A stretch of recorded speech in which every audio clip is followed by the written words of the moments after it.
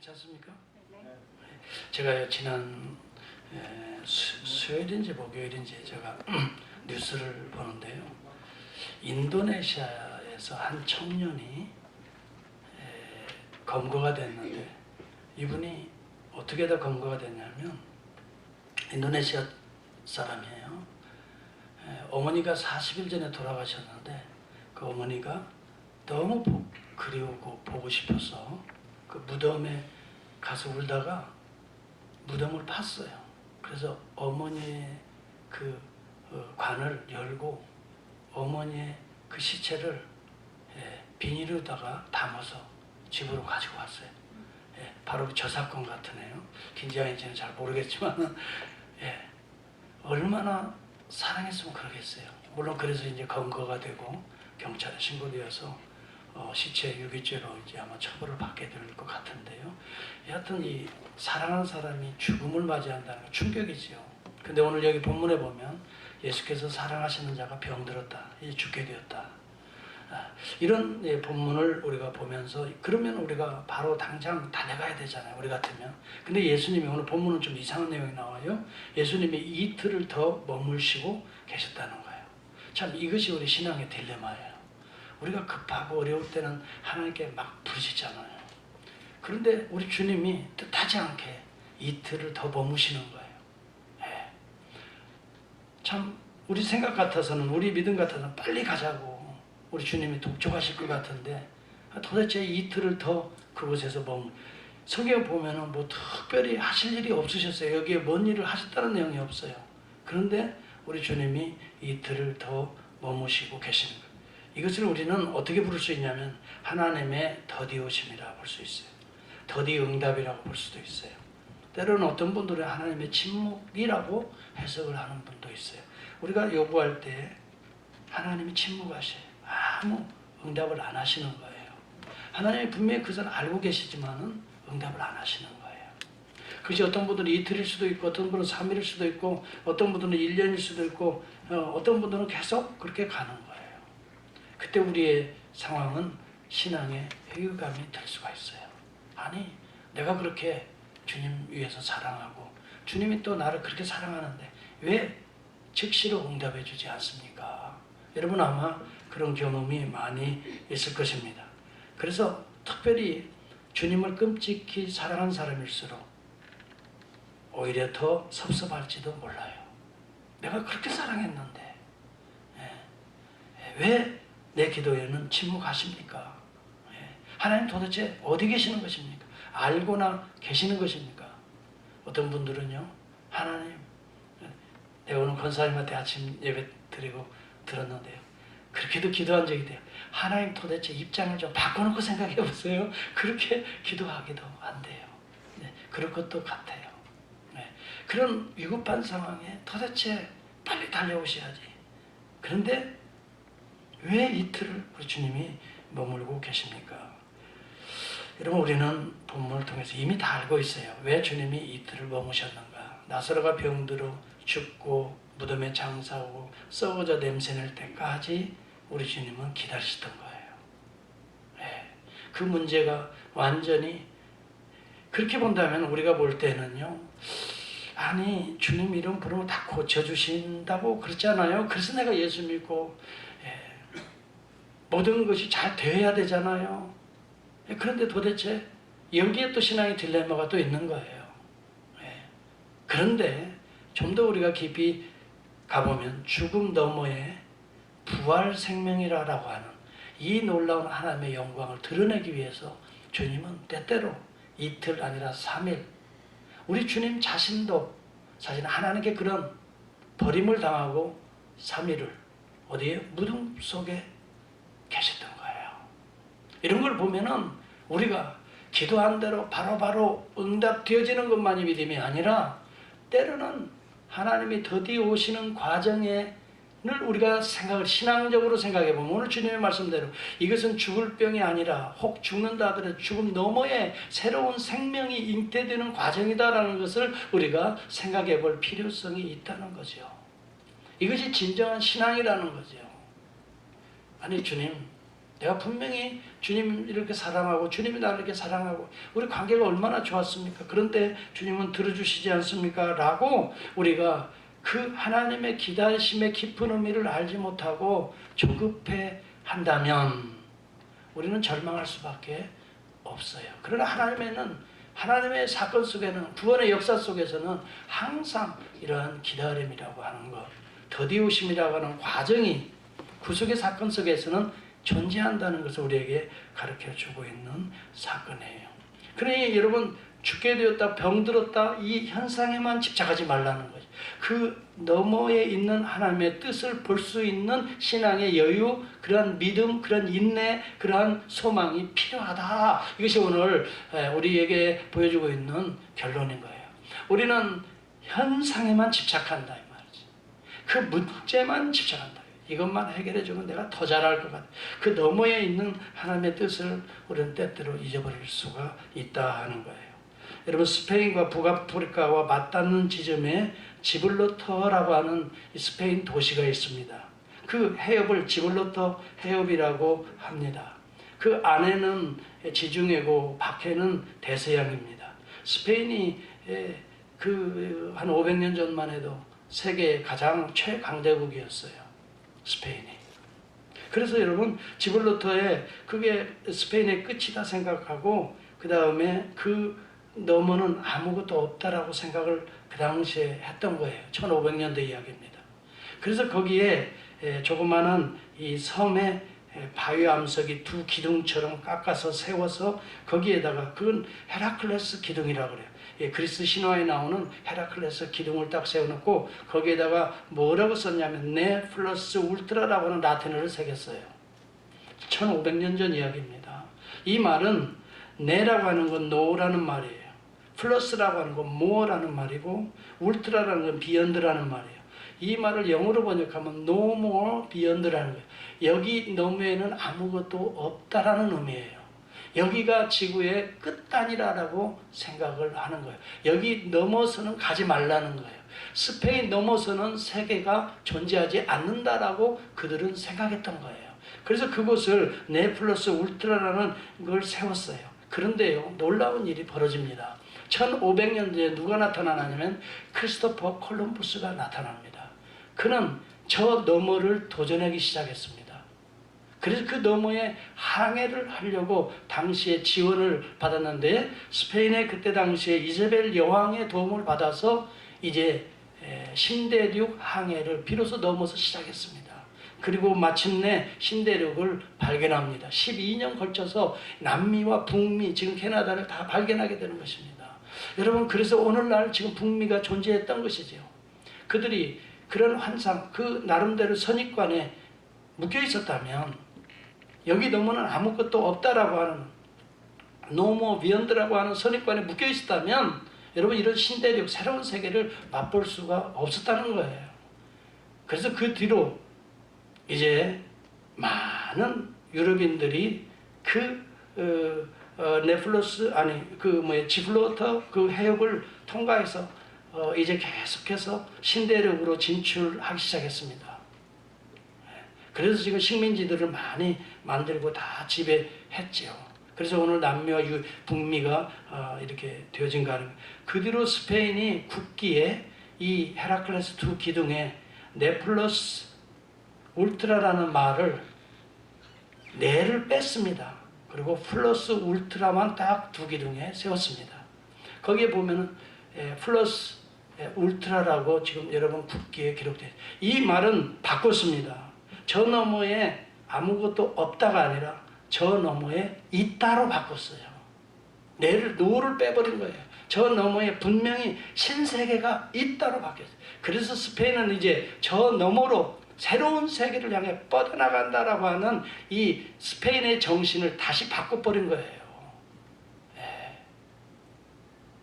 여러분, 우리 인생에 있어서 항상 어떤 어려움을 직면하면 그것 너머에는 아무것도 없다라고 생각하는데요.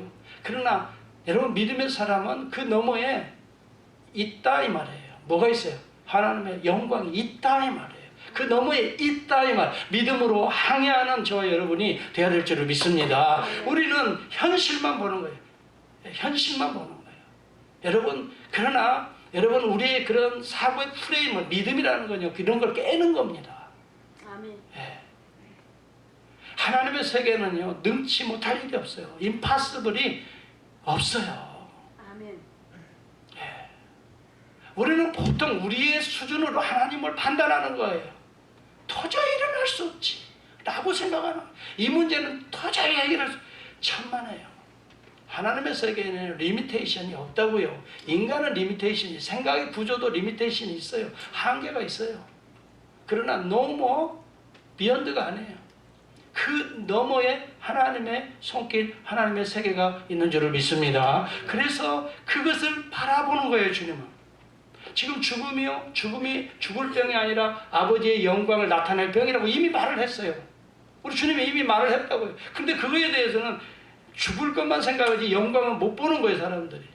끝까지의 센텐스를 다 읽어내지 못하는 거예요. 그러니까 항상 슬픔이 오고 나중에 이틀이 지나서 주님이 가니까 마리아와 마르다가 뭐라고 해요? 주님이 진작 오셨더라면 이 나사로가, 우리 오라버니가 죽지 않았습니다 라고 막 가슴을 치면서 주님께 한가하듯이, 원망하듯이 그렇게 말을 해요. 주님은 그렇게 말해요.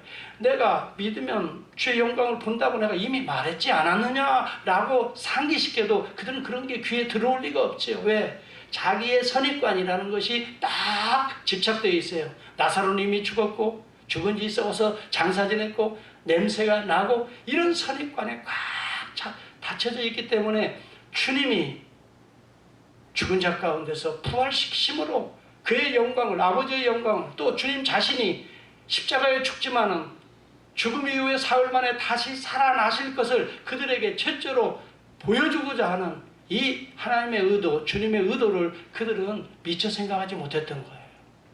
그렇기 때문에 우리가 가지고 있는 인간적인 또 현실적인 이런 문제만을 바라보지 말고요, 그 너머에 하나님의 역사가 있다라고 하는 믿음으로 항해 전진할 수 있기를 주의 이름으로 축원합니다. 네. 반드시 있습니다. 하나님은 지금도 살아계십니다. 하나님은 지금도 역사하십니다. 하나님의 역사를 자꾸 여러분의 사고의 구조에 가둬두려고 하지 마세요. 이것이 오늘 우리를 약화시키고 우리를 두렵게 만들고 우리를 초조하게 만들고 우리를 좌절시키게 만드는 거예요. 여러분, 하나님은 우리 안에 갇히지 않습니다. 우주 안에 하나님의 역사는 편만합니다. 지금도 우리에게 생기를 공급하고 있지 않습니까? 생명의 공기를 하니까 저와 여러분이 살고 있지 않습니까? 믿으시면 아멘 합시다. 네. 여러분이 공기를 만들어서 지금 호흡하고 그거 돈 주고 사서 호흡하는 사람이 어디가 있어요? 다 하나님께서는 공짜로 다 오늘 바람을 통해서, 오늘 산소를 계속 이 광합성 작용을 통해서 다 해서 우리에게 불어넣어 주고 있잖아요. 그런데도 하나님의 손길을 자꾸 제한하는, 이 문제만큼은 못 풀을 것이다 하나님. 이 문제만큼은 할 수 없을 것이다. 여러분, 홍해 앞에 그래서 이스라엘 백성들이 절망했던 거예요. 하나님은 여기까지는 못 하실 거예요. 그러나 하나님은 홍해를 가르시고 홍해 아래 길을 내시는 하나님이신 걸 믿으시면 아멘 하시다. 여러분, 분명히 여기서 나오면 잘하셔. 근데 막상 그 현장에 가면 또 그냥 두렵고 떨릴 것이, 그때마다 오늘 이 말씀을 생각할 수 있기를 바랍니다. 뭐예요? 무슨 말씀이에요? 플러스 울트라라는 거예요. 넘어서 그것이 있다. 그것이 뭡니까? 하나님의 역사가 있다. 하나님의 역사가 있다. 하나님의 손길이 있다. 하나님의 능력이 있다. 이것을 우리는 믿음이라고 하는 것이고, 이것을 우리는 하나님의 은혜라 하는 것입니다. 은혜는 아버지 하나님의, 이 능력은, 하나님의 은혜는 누구에게 담깁니까? 오늘 그 믿음으로 그런 하나님의 능력을, 비욘드에 있는 하나님의 능력을 바라보는 이 믿음으로 하나님의 은혜가 담기고 하나님의 능력이 담기는 것입니다. 여러분, 6절을 다시 한번 집중해 보시기 바랍니다. 6절을 같이 한번 보겠습니다. 시작. 나사로가 병들었다 함을 들으시고 그 계시던 곳에 이틀을 더 유하시고. 6절 전에 나사로가 병들었다 함을 들으시고 전에 접속사가 하나 들어가 있는데, 여러분 성경에 혹시 그러므로라고 하는 접속사를 읽으시는 분이 있으면 손 들어보세요. 그러므로 나사로가 병들었다 하심을 듣고 들으시고 그 계시던 곳에 이틀을 더 유하시고, 그 앞에 그러므로가 있습니다. 다시 말하면 그러므로는 무엇을 받지요? 그 앞에 절을 받지요. 다시 말하면 해석을 여러분 해보세요. 예수께서 본래 마르다와 그 동생과 나사로를 사랑하심으로 이 말입니다. 그렇죠? 그러므로라고 하는 말. 사랑하시기 때문에 이틀을 머무셨다는 말씀이 되겠습니다. 사랑하지 않는다면 즉시로 가서 고쳐주실 수도 있습니다. 이것은 더 지극히 사랑하기 때문에 그렇다는 겁니다. 보통 사람들이 직접 가서 당장에 고쳐주신 사례도 성경에 많이 나옵니다. 그런데 이들의 가정은 특별히 사랑하셨기 때문에 더 늦게 가셨던 것입니다. 왜? 완전히 썩어져서 냄새 나도록 장사 지내도록 주님이 기다리셨던 것입니다. 일반의 은총에서 이루어지는 이틀 이후에 이 썩어져 냄새나는 그 기간을 우리 주님이 기다리셨던 것입니다. 그건 왜 그럴까요? 이 과정이 하나님의 영광을 잉태하는 과정이고 이 과정을 통해서 저들의 믿음을 바닥치게 하시는 겁니다. 그래서 저들의 신앙의 모습을 보게 하는 겁니다. 예수님 여기 계셨더라면 이렇게 오라버니가 어떻게 병들지 않았을 것입니다. 그 믿음은 이방의 백부장의 믿음보다도 못한 믿음입니다. 백부장의 믿음은 어땠습니까? 마태복음에 보시면은 백부장의 종이 병들었습니다. 백부장이 가서 이야기합니다. 주님, 내 종이 병들었나이다. 한 말씀만 해주시오. 근데 주님이 내가 직접 가리다 그랬어요. 거기에 보면 주님이 직접 내려가시겠다고 하는 거예요. 백부장이니까, 이방인이니까 내려가시겠다고 하는 거예요. 그런데 우리 백부장은 뭐라고 말해요? 주님, 내려오실 필요 없습니다. 따라서 말씀 한마디면 좀 크게 해봐요. 말씀 한마디면 내 종이 낫겠나이다. 그랬어요. 말씀 한마디만 해도 낫겠나요? 여러분, 이때 주님이 감동을 먹으신 거예요. 세상에 이스라엘 백성들 가운데서도 이만한 믿음이 없었다 그랬어요. 야, 말씀 한마디로 천지를 창조하신 구세주요 창조주 하나님이신 것을 딱 믿었던 거예요. 그러니까 주님 내려오실 필요도 없습니다. 한마디만 해도 고치십니다. 이걸 믿고 주님 앞에 나온 거예요. 여러분, 참된 믿음이라는 것은 무엇입니까? 말씀 한마디만 하셔도 낫겠다는 믿음이에요. 여러분, 그런 믿음이 있습니까? 참 보면요, 우리가 평소 때는 있는 것 같아요. 괜찮아요. 믿음이 대단하고요. 그런데요, 어떤 일을 탁 닥치면요, 이제 그때부터 우리의 믿음이 이제 바닥을 치기 시작하는 거예요. 어느 때는요, 정말 하나님 살아계신가 막 의심이 가기도 하고, 어느 때는 도대체 주님 입장 좀 바꿔놓고 생각해보세요. 주님이 만약 이런 상황이라면 이거 가만히 있겠습니까? 라고 그냥 주님을 향해서 아주 그냥 내가 가르치는 거야. 주님 이런 때는 이렇게 해야 되지 않습니까? 하고 주님은 창조주 하나님이신데 주님은 다 알고 계신데 주님이 뭐라고 말씀해? 내 생각은 따라서 내 생각은 너희 생각과 다르며 다르다고 그랬거든요. 내 뜻은 너희 뜻과 다르고 마치 하늘이 땅보다 높은 것 같이 내 생각은 너희 생각보다 높으며 내 뜻은 너희 생각보다 더 높다고 분명히 말씀해요. 주님이 모르시기 때문에 빨리 와서 이렇게 저렇게 해야 되는 게 주님은 다 알고 계세요. 그리고 또 주님은 사랑하기 때문에 때로는 이틀을 더 유하시는 그런 경우가 많아요. 더 사랑하시기 때문에 이 죽어서 냄새나는 자를 고쳐야 이들 속에 하나님의 영광이 나타나는 것을 그 어느 집안에서 이렇게 행해준 적이 없어요. 이 가정에는 반드시 그걸 보여주고 싶었어요. 그래서 아버지, 왜냐하면 지금 상황이요, 예수 그리스도가 이제 조금 있으면 십자가에 죽으시고 부활하셔야 될 상황입니다. 이것을 미리 보여주시기 위해서 어떤 의미에서 보면 나사로 가정을 택하신 거예요. 그래서 우리 주님은 다 알고 의도적으로 안 가시는 거예요. 그때 많은 사람들이 의심하죠. 세상에 말이야, 그렇게 예수님 오실 때마다 얼마나 예수님 사랑했는지 알아. 근데 예수님 의리도 없어. 하여튼 사람이 말이지, 그럴 수 있어. 이런 때 좀 당장, 다른 사람은 뭐 잘 고치셔도 막, 다른 사람들은 뭐 금방금방 안전뱅이도 이렇게 눈뜨게 해주더고 막, 지금 그렇게 사랑하던, 그렇게 대접하던 나서로 그럴 수 있어 하고, 우리의 신앙이 우리의 입장에서 하나님의 입장으로 바뀌어질 때까지 우리의 신앙이 바닥치게 만들어요. 그런 컴플레인도 하고 그런 불신앙도 들고 그런 자기의 생각이 그냥 압도적으로 지배하게 되고 이것이 우리 신앙의 모습이 아니라는 걸 철저하게 뒤집게 완전히 뒤집어 엎으시는 장면이에요. 사실은 이 이틀 기간에. 그래서 그 이틀은 어떻게 보면 하나님의 입장에서는 주님의 입장에서 보면 사랑의 기다림이고요. 그렇죠? 그 다음에 영광의 기다림이고요. 그들의 입장에서는요. 신앙이 완전히 뒤집어지는 그런 기다림이에요. 썩어 문드러질 때까지 냄새날 정도로 신앙이 그런 바닥이라는 그것을 드러내기까지 기다리십니다. 이 말이에요. 그리고 난 다음에 하나님의 역사하시는 거예요. 저는요. 이 사실을 분명히 믿기 때문에 오늘 여러분들에게 강하게 도전하고 싶어요. 여러분 어떤 분들은 10년을 가지고 기도하고 있는 내용이 있을 수 있어요. 어떤 분들은 20년 아니면 이틀, 어떤 분들은 급하게 요구할 수도 있어요. 이 기간이 하나님의 영광을 잉태하는 기간인 것을 꼭 믿을 수 있기를 바랍니다. 여러분들은 그거 개수가 잘 안 될 거예요. 여러분들은 혹 그런 부분에 대해서 그렇게 깊이 있게 이해를 못 하실 수도 있어요.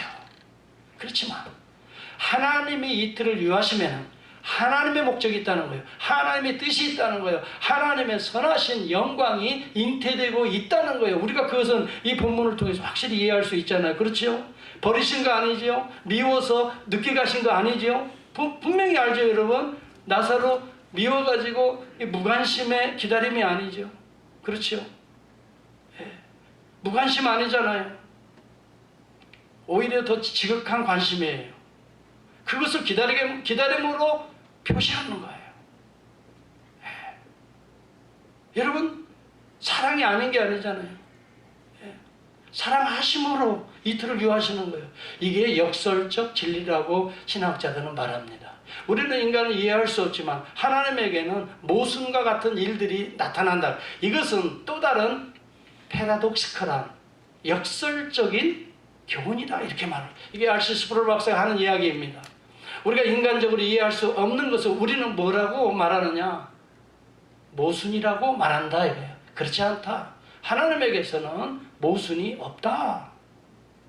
오히려 역설적인 진리만 있을 뿐이다. 이분 우리가 인간들이 다 이해할 수 없다 할지라도 이런 믿음으로 우리가 변화될 수 있기를 주의 이름으로 축복합니다. 우리 한국 사람들은 특히 신앙이 급작스럽게 성장을 많이 했어요. 그러다 보니까 조급한 신앙에 소위 말하면 그러한 습성이 들어가 있어요. 오늘 어떤 문제 있으면 당장 기도해서 안 되면 때려치는 그런 성향이 없지 않아 있어요. 그래 잘 나가던 사람도 어떤 문제에 탁 부닥치면요. 이것을 통해서 하나님께서 나를 내 인간적인 생각, 내 모든 형편을 썩어 문드러지게 하시고 새로운 영광의 모습으로 나를 변화시킬 것이다 라고 하는 그 너머에 있는 하나님의 그 놀라우신 지극한 사랑하심으로 우리에게 허락하시는 그것에 대해서는 돈케어야. 우선 당장 응답되어지지 않으면 분노가 일어나죠. 때려치고 버리죠. 신앙도 때려치고 버리잖아. 사랑하는 성도 여러분, 우리는 당장을 거절당해도 하나님에게는 최상을 잉태하고 있는 것을 기억할 수 있기를 바랍니다. 하나님께서는 무관심한 지체가 아닙니다. 진정한 사랑, 영광을 잉태하시는 지체하심입니다. 여러분, 우리가 그렇기 때문에 우리가 가장 적합한 하나님의 시간을 하나님은 지금 만들어가고 계시는 것이, 하나님의 역사를 지금 만들어가고 계시는 것이지, 우리를 여러분 무시하고 우리를 여러분 참으로 무관심하는 것이 아니라 하는 것입니다. 우리는 본질적인 하나님의 사랑에 대해서 의심해서는 안 됩니다. 여러분, 영어 속담에 그런 말이 있습니다. Don't throw the baby out with bad water 라는 말이 있습니다. 이 말이 무슨 말입니까? 목욕물을 버리려 하다가 아기까지 버리지 말라라고 하는 말입니다. Don't throw out the baby with bad water. 여러분, 본질을 버리지 말라는 거예요. 본질적 신앙이 흔들려서는 안 된다 이 말이에요. 더러운 구정물 때문에 본질적인 신앙이 흔들려서는 안 된다 이 말이에요. 여러분, 본질을 여러분 훼손시키지 말라는 거예요. 오히려 거기에는 하나님의 뜻이 있다는 거예요. 우리는요, 사소한 일로 진정한 관계들이 깨지는 경우를 저는 많이 봅니다. 사소한 감정으로 조금만 넘어가면 되는데 조금만 이해하면 되는데, 조금만 내가 양보해버리면 되는데, 그것을 붙들고 있다가 진짜 소중한 것들을 다 깨버리는 거예요. 애기까지 다 버려버리는 거예요. 이거 기분 나빠 하고 다 버리는 거예요. 여러분, 너머에 하나님의 놀라우신 영광이 잠재해 있습니다. 그 감정의 선을 넘어서는 저와 여러분이 될 수 있기를 축복합니다. 넘어야 됩니다. 조금만 여러분 낮추십시오. 그런 기회를 통해서 조금만 내려놓으십시오. 그때 하나님께서는 여러분 더 놀라운 여러분을 만들어 주시리라 저는 믿습니다. 조금만 여러분의 감정을 낮추시고 조금만 손해 보려고 하십시오. 하나님께서는 오히려 더 큰 하나님의 은혜와 영광을 여러분을 위해서 만들어 예비해 놓고 계신다고 하는 사실입니다. 옆에 분들을 한번 보시기 바랍니다. 한번 보시고 이렇게 하겠습니다. 당신을 보니 내가 조금 더 내려놔야 될 것 같아요. 네, 조금만 더 내려놓으시고 조금만 더 이해해 주세요. 이 선만 넘어가면 더 놀라운 사랑의 관계로 회복될 줄을 믿습니다. 여러분, 이것이 부부관계에서도 대단히 중요합니다. 그리고 여러분, 인간관계에서도 얼마나 중요한지 몰라요. 저도 짧은 인생을 지금 살아오지만 내가 그때 조금만 내가 호흡 한번 길게 했더라면 하는 것들이 많았어요. 그리고 그냥 넘어갔더라면, 하고 내가 그때 좀 내가 죽었더라면 하는 일들이 참 많아요. 지금 보니까요, 너무너무 내가 그런 것들이 생각이 나요. 그때 내가 알았습니다. 속으로는 뒤집어져도 알겠습니다 했더라면, 그 사소한 것 때문에 관계가 깨지고 등을 돌리고 그런 일들이 우리 가운데 너무 많이 있어요. 사랑하는 성도 여러분, 죽을 것 같지만 따라서 합시다. 죽을 병이 아니라라고 주님은 말씀합니다. 우리 안에 있는 관계들의 문제들이 그렇게 심각하지 않는다 이 말이에요. 얼마든지 풀어질 수 있다 이 말이에요. 그런데 그 순간의 감정을 못 넘어가니까 우리는 주님 진작에 오시지 않고 왜 이제 오셨어요 하고 남을 탓하고 주님을 탓하고 가슴팍을 치고 자기 마음에는 분노와 좌절과 낙심이 찾아들고, 여러분들은 그 넘어 감정의 선을 넘어 새로운 신세계로 향하는 믿음의 사람이 될 수 있기를 주의 이름으로 축복합니다. 여러분, 빨리빨리가 다 좋은 게 아니에요. 빨리빨리 응답, 내가 하는 대로 기도하는 대로 응답을 하기로 해주기로 한다면 여러분이 신이 될 겁니다. 응답하시는 하나님이 신이 아니라 여러분이 신이 될 것입니다. 여러분이 우상이 될 것입니다. 그리 다 사람들이 몰릴 것입니다. 그 사람을 추앙할 것입니다. 그 사람의 기도만 받으면 다 된다면 그 사람이 신이 될 것입니다. 그 사람이 우상이 되고 여러분은 더 이상 하나님을 의지하기보다 그 사람을 의지하게 될 것입니다. 하나님은 철저하게 말씀합니다. 그 사람을 의지하지 말고 그 역사를 이루시는 나를 바라보라고 말씀하십니다. 할렐루야. 그렇기 때문에 여러분, 당장 빨리빨리 응답이 안 돼도 우리의 믿음을 점검할 수 있는 기회가 되는 것입니다. 내가 이렇게 빼앗아가도, 내가 이렇게 힘들어도, 이렇게 썩어져 냄새나도 그래도 네 믿음이 진정 나를 향한 믿음인가를 테스트하고 있는 순간인 것입니다. 여러분, 구약의 욥기를 생각해 보시오. 욥은 수많은 어려움들을 겪었지만 한 번도 하나님을 저항하지 않았습니다. 끝까지 자식들이 10명이 다 빼앗겨도, 자기의 재산이 다 빼앗겨, 자기의 몸까지 질병이 다 들어 그저 주님 앞에 엎드렸습니다. 내가 지난주일에 그랬어요. 이 세상에는 두 종류의 사람들이 있다 그랬어요. 환난을 만날 때 앞으로 넘어지는 사람이 있고 뒤로 넘어지는 사람이 있다 그랬어요. 저와 여러분은 앞으로 엎드러지는, 주여 하고 엎드러지는 주님을 향하는 믿음의 사람이 될 수 있기를 축복합니다. 뒤로 벌러덩 넘어져가지고 그냥 당황하는 자들이 되지 말고 앞으로, 어려움이 있을 때마다 앞으로 엎드리면 주님이 이 이틀을 통해서 주님의 작업을 하고 계실 것이라 하는 것입니다. 여러분, 빨리빨리 너무 좋은 거 아닙니다. 한국이요, 빨리빨리 성장한 최고의 나라가 되었습니다. 1950년 폐허해서 70년, 지금 2019년까지 거의 70년 지금 오고 있지요. 지금 세계 강국 GDP가요 200 이 9개 나라에서 조사를 해보니까 한국이 11위입니다. GDP. 국내 총 생산량이 11위입니다. 참 놀랍게 부응했어요. 제 1위가 어딘 줄 아세요? 잘 모르죠. 미국이에요. 20조억 불이에요. 거의. 1위가 미국이에요. 2위가 어디냐면요. 조사해보니까 중국이에요.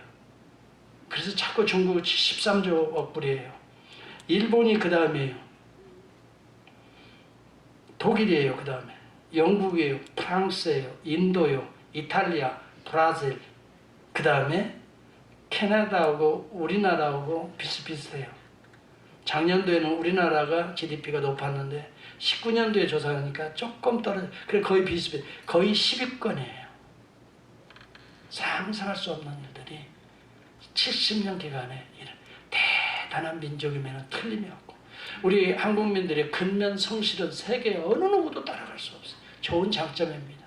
그런데 여기에서 부작용도 생긴다는 것입니다. 너무 빨리빨리 너무 좋아하다 보니까 내일 분명히 여유있게 모레 해도 되는 것을 밤샘하고 오늘 끝내놓겠다는 것이 우리의 마인드에 꽉 차 있어요. 밤중을 해서라도 이걸 끝내야 된다는 거예요. 이게 정주영 씨의 그런 건설 논리예요. 여러분, 그러다 보니까 뭐가 무너집니까? 삼풍백화점이 무너지지요. 또 마포대교가 무너지지요. 세월호가 무너지지요. 이런 일들이 우리 한국 사회에 등장하게 됐어요. 빨리빨리 막 좋은 건 아니에요. 이제는 우리가 여유를 가지고 잉태해내는, 우리의 마음에 여유를 가지고 좀 더 하나님의 뜻을 생명으로, 부활 생명으로 잉태해내는 여유 있는 신앙인들이 될 수 있기를 저는 간절히 바랍니다. 무엇이든지 조급하게 빨리 서둘다가는 반드시 거기에는 부작용들이 있을 수밖에 없는 겁니다. 저는 실질적으로 우리 인생도 마찬가지라고 봐요. 하루아침에 갑자기 무엇을 해서 부자 되려고 하지 마세요. 그냥 오늘 주신 은혜에 서서히 열심히 근면성실하게 신앙을 잘 지키고 노력하다 보면 우리 인생이 복된 인생이 될 줄을 저는 믿어요. 저는요, 얼마 전에 충격적인 소식을 들었어요. 제 대학 때 참 친했던 친구예요. 예술가 정도로 시도 잘 쓰고요. 아주 운동도 좋아하고요. 공부도요. 광주 일고 나와서 공부도 잘해요. 참 친했어요. 근데 그 친구는 목사가 되는 것을 거부하고 사업에 손을 댔어요. 뉴욕에 들어가서 일찍이 사업에 성공을 해요. 어느 날 내가 이제 필라델피아 공부하러 유학 왔는데, 야 동진아, 너 한번 우리 집에 한번 놀러 오라고 해서 가보니까요. 그 미국에서 제일 성공한 사람들이 사는 롱아일랜드에 집이 으리으리해요. 거기에다 다 차고 다니는 차량, 최고급의 차량들을 몰고 다니더라고요. 근데 저는 그때나 지금이나 그런 거 부러워하는 사람은 아니에요. 이미 그런 거에 대해서는 신앙 안에서 다 초월은 아니더라도 하여튼 간에 정말 좋아하는 분들은 여러분이에요. 참, 오늘 내가 저기 일부 예배 마치고 뒤에서 이제 커피 한잔 하고 있는데 성가 연습하는 뒷모습을 봤거든요. 얼마나 예쁜지 하나님, 천국에 가면요, 저분들이 다 24장로겠네요. 하나님 감사해요.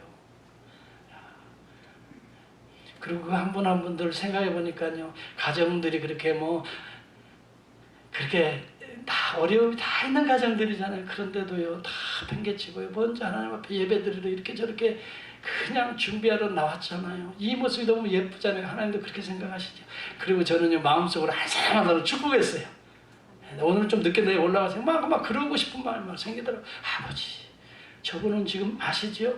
저 장로님은 아시지요? 그리고 아무개 권사님, 집사님 아시지요? 하면서 그냥 마음으로 축복을 하는데요. 이런 사람이 저는 부럽다니까요. 여러분 어려워도 힘들어도요, 신앙 딱 붙들고 이겨낼 수 있기를 축복합니다. 여러분 흔들리지 마세요. 비욘드에 하나님의 역사, 손길이 다 있는 것입니다. 근데 제가 아까 우리 친구 얘기하다가 끝났죠? 격기를 쓰랬죠? 그 얘기 듣고 싶어요? 네, 아니면 그냥 그만두고. 그 친구가 잘 나갔어요. 그 돈이 많으면 사람들이 더 벌고 싶지 거기서 만족하고 이제 의미 있는 삶을 살겠다는 사람이 별로 없어요. 왜? 그것은 그 사람의 잘못이 아니라 인간이 타락했기 때문에 어쩔 수 없는, 신앙으로 성령으로 다스려지지 않으면 인간은 다 우리는 그 길 가요. 이 친구도 그 길 가는 거예요. 그래서 한국에 프랜차이즈를 뚫었어요. 그래서 한국에 가서 이 자기 하는 기업들을 쫙 한국과 연결하면서 최고의 갑부를 또 이제 꿈꿨던 거예요. 그러다가 이게 IMF가 터진 거예요. 네. 그래서 이게 연쇄 반응이 일어나면서 하루아침에 쫄딱 망해버렸어요. 그리고 가정도 깨어져 버렸어요. 사람이라는 게 그렇잖아요. 잘 나갈 때는 그냥 멋있게 보이잖아요. 그런데 이게 가진 게 없고 이제 다 망해버리니까는 이 사랑이라는 것도 깨져버렸어요. 그래서 이혼을 하게 돼요. 할 수 없이 LA에 와서 무엇을 하기 시작했냐면 이 스트릿 간판 가운데 LED로 바꿔서 이렇게 광고 간판 만나는 그 사업을 시작했어요. 돈도 별로 없어요. 그러다 보니까 직원을 많이 못 두니까 자기 혼자 열심히, 그러다가 어느 날 충격적인 소식을 들었는데 이 친구가 죽었다는 거야. 그래서 내가 이야기를 들어보니까 여관방에서 싸늘한 시체로 발견된 거예요. 여관방에서 발견됐는데요. 그 옆에는 약봉지가 있었다는 거예요. 예. 근데 어떤 사람들은 감기약이라고 하고 어떤 사람들은 뭐 이상한 저는 소문들이 많이 나는데 여하튼 부검 결과는 과로사예요. 과로사. 자살로는 안 나타났고 과로사로 이렇게 됐는데 이 사람이 혼자 이렇게 하다 보니까 집으로 못 들어가는 거예요. 그냥 여관방에서 이렇게 하면서 밤새도록 그 작업을 하고 그렇게 오랫동안 해서 빨리 옛날의 과거의 명성을 빨리 회복하려고 이렇게 하다가 그만 과로사로, 아니면 너무 지쳐서 인생을 포기했는지 그건 내가 알 수가 없지만 여러분 빨리빨리 뭘 성장하려고 뭘 목표 세우는 것도 인간의 욕망이에요. 오늘 주신 하나님의 은혜대로 근면 성실하게 믿음을 잘 지키고 나아갈 때 여러분 현실에 어려운 문제가 있다 하더라도 그 문제에 넘어서서 하나님의 영광을 여러분에게 잉태해 주시는 그날이 저와 여러분 가운데 임할 수 있으리라 저는 믿습니다. 한국 사람들의 신앙이 이런 영향을 받은 거야. 그래서 에스카레이터를 타도 그냥 뛰어 올라가는 사람들은 한국 사람이라고 그러잖아요. 음식점에 가도 그냥 빨리빨리 안 나오면 막 소리 지르잖아요. 차를 타도 관공서에 가도 기다리는 것이 힘든 분들이 대부분 한국 분이. 왜? 빨리빨리 익숙해 있기 때문에. 여러분 미국에 와서 배우는 것은요, 항상 느긋한 이 대륙적 기질을 우리가 배워야 돼요. 신앙인들도 한 번 기도하고 두 번 기도 안 되면 그냥 여러분 기도 응답도 빨리빨리 되어지는 게 아니라 하나님의 영광을 잉태하는 기간이, 여러분 씨앗을 심고도 바로 여러분 이 자연이 열매를 주지 않습니다. 이 무더운 이 여름의 한철을 잘 지나가게 한 다음에 가을에 하나님은 결실을 주시는 것입니다. 여리고성을 무너뜨려도 한 번에 무너뜨리지 않고 7바퀴를 돌게 하시는 하나님의 뜻을 잘 생각해 볼 수 있기를 바랍니다. 나만 장군이 여러분 병들어서 죽게 되어서 엘리야를 찾습니다. 그런데 엘리야는 당장에 기도해 주지 않습니다. 뭐라고 말합니까? 요단강에 가서 몇 번을 씻으라? 7번 씻으라고 했습니다. 그때 그 생각이, 그 사람이 뭐라고 말합니까? 나만 장군이요. 11개 5장에 보면은 내 생각에는 저가 당장 뛰어나와 하나님의 이름을 보고 내 머리에 안수하여 당장 병을 고칠까 하였노라 그랬습니다. 내 생각에는. 여러분 우리의 이러한 생각들이 썩어져 문드러지어야 하나님의 역사가 일어날 줄을 저는 믿습니다. 그렇기 때문에 여러분 이틀이라고 하는 것은 우리의 생각, 우리의 감정들을 철저하게 여러분 매장하는 시간입니다. 그리고 난 다음에 하나님의 영광을 하나님께서는 우리에게 허락해 주실 거예요. 그리스도의 더디심이라고 하는 것은 냉담의 더디심이 아니라 사랑의 더디오심이다. 늦게 도우시는 것 같으나 가장 알맞는 도우심이다. 최상의 도우심은 늦을 때가 없다라고 알렉산더 맥클라렌 목사님은 그렇게 이 본문을 설교를 했습니다. 우리가 그렇기 때문에 어려움을 당해도 먼저는 하나님의 뜻과 역사와 하나님의 그 영광이 그 속에 잉태된다는 이 믿음에 흔들려서는 안 됩니다. 이게 본질입니다. 그리고 난 다음에 하나님의 뜻이 무엇일까? 하나님은 나에게 무엇이 썩어 문드러져 냄새나서 장사되고 그리스도의 보혈로 씻고 하나님께서 나에게 무엇을 더 던져주시기를 원하시나를 묵상한다면 저와 여러분의 고난과 저와 여러분의 질병과 때로는 우리의 죽음과 같은 어려움이 있다 할지라도 그 속에 비욘드의 하나님의 영광이 아름답게 꽃피고 열매를 맺게 되리라 믿습니다. 오늘 저와 여러분이 이러한 신앙의 경지에 오히려 깊이 들어갈 수 있는 그런 난관을 만날 때 이런 배후의 하나님의 넘어서의 영광을 바라볼 수 있는 믿음의 사람들이 다 될 수 있기를 주의 이름으로 축원합니다. 기도하겠습니다. 우리 한번 엎드려서 기도하겠습니다.